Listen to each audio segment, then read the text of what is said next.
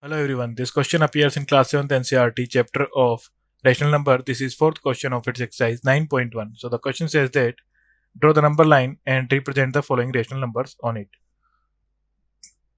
First 3 by 4, so हो जाएगा 0, 1, 2, -1, -2.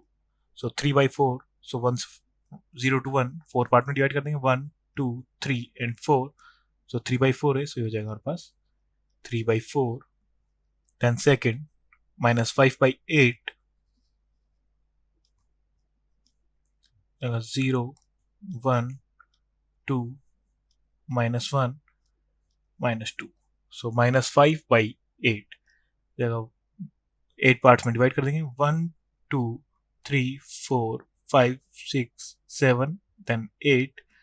सो इस 7th पार्ट हो जाएगा हमारे पास, सॉरी 5th पार्ट हो जाएगा 1, 2, 3, 4, 5. So this will be -5 by 8.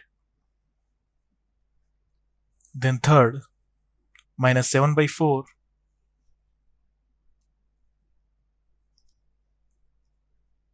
so 0, 1, 2, -1, -2.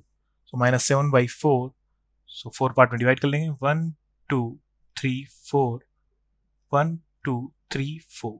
So -7 by 4 है 1, 2, 3, 4, 5, 6, 7. So this will be -7 by 4.